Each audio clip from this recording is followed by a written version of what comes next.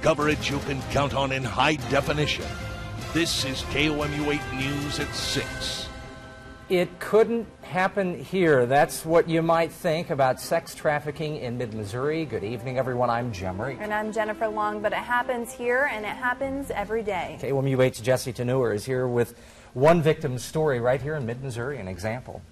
Jim and Jennifer, Kara was just an average teenager going to school, working at a local job, and also just trying to hang out with her friends. But when she lost her job and then had to pay her bills, her life began to change. Growing up in Columbia, Kara always wanted to be a singer, so she enlisted the help of a local man to pursue her dream. But that's when things went wrong. He would just, barricade the door or, no, you can't leave. And her first-hand experience with sex trafficking began. They told me I was going to do it, but the way they made me feel about not doing it was like I kind of had to do it. Kara lived like this for the next several months, seeing about 13 men a day at about $200 each. I made the money and then I had to hand it all over. He ended up hitting me a couple times for having an attitude over the money. The man not only controlled Kara, but a group of young girls who would move to different local hotels to maintain a low profile. Anything that you did want to do, you had to ask. You had to ask first if you wanted to talk, if you wanted to talk to another girl, if you wanted to talk to him, if you wanted something to eat. Kara says the customers were also a potential threat. Some of them even raped and robbed Kara and the other girls. Especially working out of the hotels with no cameras, they can walk free. Also, Kara was one of the oldest in the group. She was 17. To look at them and hear their dreams and goals for their life and how they're missing school or how we couldn't go out when we wanted to, it was just really heartbreaking. A local police officer finally intervened and Kara was able to escape, but her fight with sex trafficking is not over. Bad dreams, all of it.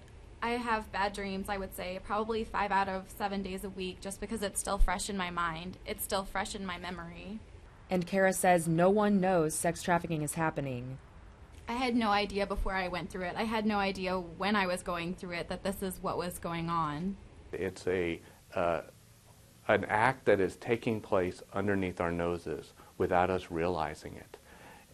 We don't see it in law enforcement that this is happening in our communities. Laramie says another problem is once the police do find victims, the process is flawed. Our contacts with victims is limited in time and scope, and so to be able to see what is really happening takes a bond that takes place, and with our short period of time with victims, that bond doesn't build quick enough. It's too quick of a process to sit them down, ask them if they're being trafficked. No, they're not. Book them, get them in jail, and get them out. That's usually what happens. I think they need to spend more time. Kara says the victims are simply too scared to talk. When he thought I was talking to the police was the time that I thought he was going to shoot me, and I swore he was going to pull that trigger. This is where the community comes in. To understand that this really is a problem, and to report when they see things that are indicating someone is not doing things because they want to do something.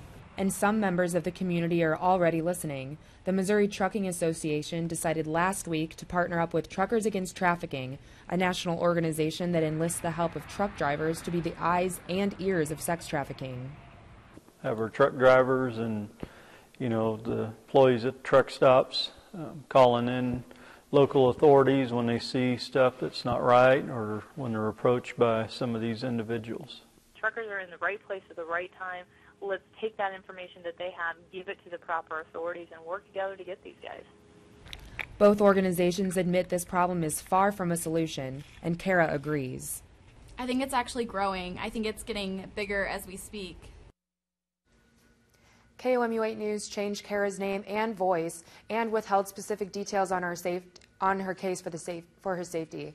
Kara is now back in high school with a steady job. After she graduates, she hopes to save enough money to go to college. Her ultimate dream job is to make other victims sex trafficking survivors.